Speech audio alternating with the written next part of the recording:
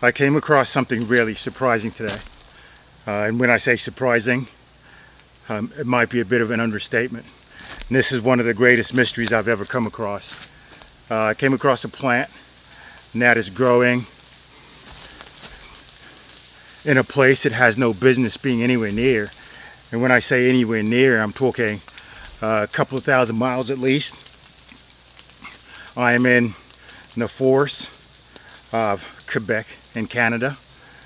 I'm all the way up in Canada, and I'm about 15-20 miles north of the closest town here. It's called Mount Tremblant. I'm about 46 degrees north parallel and 74 degrees west.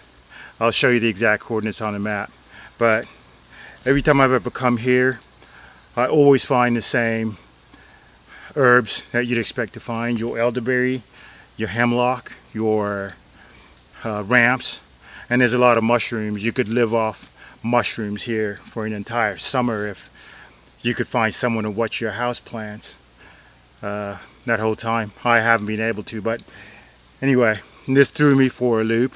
I'm gonna grab my camera. I might have to switch my lens. I'm gonna walk back, trace back my steps to where I found this plant and show you exactly what I saw, why I'm kind of in a zone here, zone of surprise.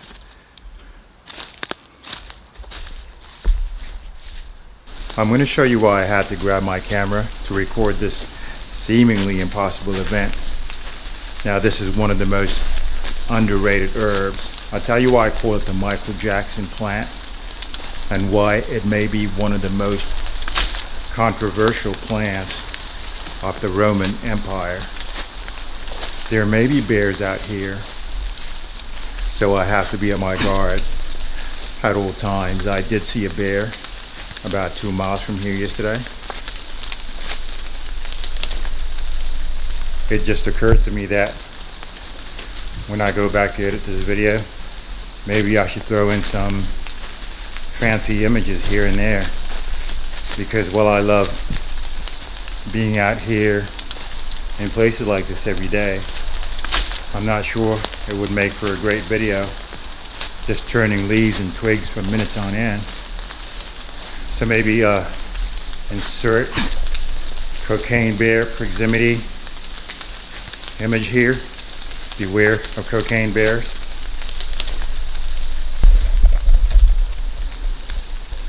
And there it is.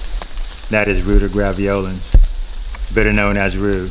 Just sitting right there, growing in the middle of nowhere, miles from civilization. And trust me, I'm not in Croatia or Bulgaria or somewhere in the Balkans. This is Quebec, Canada. You see it, right? This is not one of those times I'm gonna get back to camp, replay this video, and the plant has suddenly disappeared from the recording, like one of those horror movies. Actually, the first thought I had this morning when I saw this plant was, did I accidentally ingest a wrong mushroom last night? Is this plant really there? I'm going to tell you some great things about this plant, but if you're familiar with it, you'll know that it's native to the Balkans. So where we're looking at it right now, it is quite impossible to find this plant growing naturally. I keep thinking a bird may have dropped it from its feathers during migration, or somebody had a seed stuck to their clothing and they came through here. Also, it's possible that Bigfoot has taken up farming herbs in the forests of Canada during the summer months. So either one is possible. So it actually reminds me of the time I found an aspen tree growing in the middle of a forest in South Africa. It was the weirdest thing. An aspen tree has no business being in South Africa at all. But we came to find out a couple of days later that there was a gentleman that was testing the commercial viability of an exotic tree species in South Africa. So that explained that away. But this that we're looking at right now is pretty impossible if we were not actually looking at it. Rue has been used for hundreds of years medicinally but it's something people should be familiar with probably before they start using, because it can be toxic. I am going to walk around and while I talk, just to see if I can see a hint or a clue as to what this plant is doing here 2,000-3,000 miles from home. So I first fell in love with rue as a kid, and I didn't even know it. I read Gulliver's Travels, and if you remember, when Gulliver finds his way back to London, he cannot stand the smell of London. It smells rotten, putrid to him. So he interchangeably stuffs his nose with rue and tobacco. When I first encountered rue many years later and knew that's what it was, I finally understood Gulliver and why he would do that. It's got a very strong floral scent, almost overpowering. So you know how we always read about or see movies depicting those Roman sex orgies, and we think, hey, the Romans had it great. All they ever did was wake up, put on their togas and drink their wine, lie down on their day beds and have these sex orgies all day, every day. Well, the one thing they never or don't write about enough or don't show us enough is the consequences of those parties.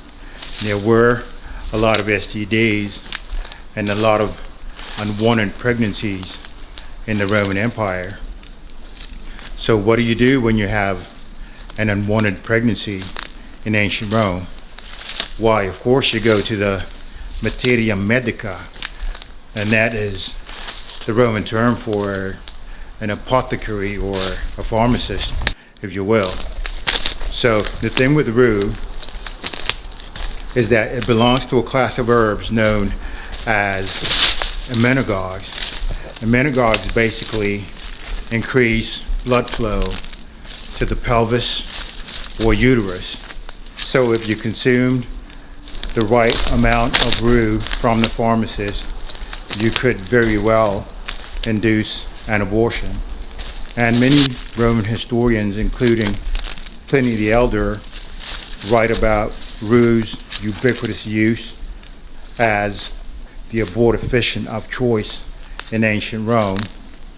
And depending on which side of the fence you stood, it was either the cruelest plant or it was a gift from the gods themselves. So I just came across some cut logs here.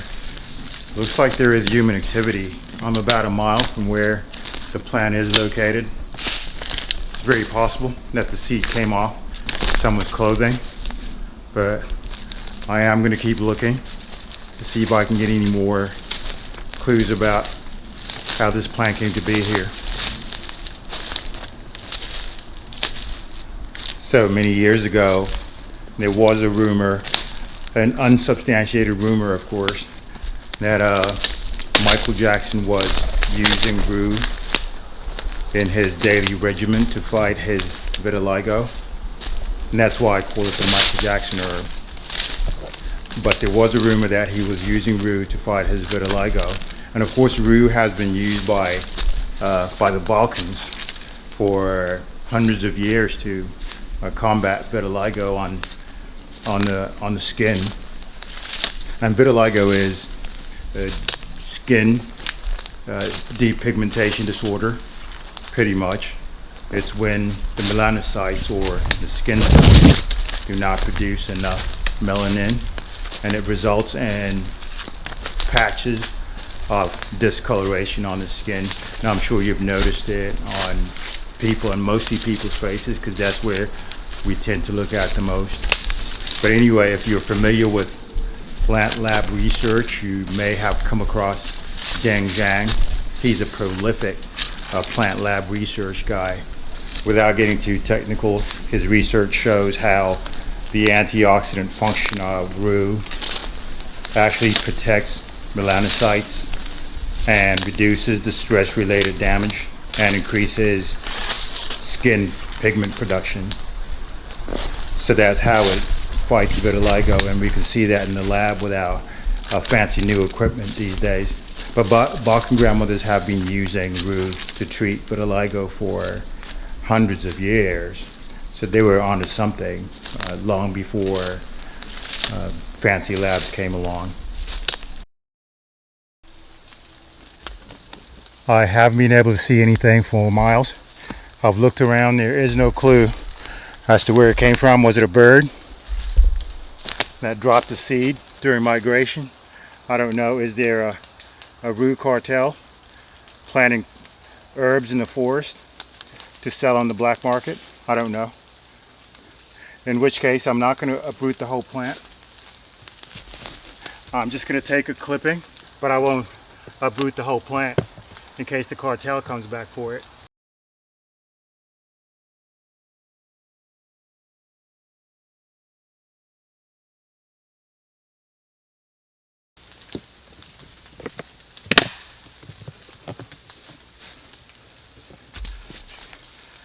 And that should do it. I'll post a follow-up video with what I find out to see where this plant came from. Just follow me if you'd like to check out that video. Thanks for watching.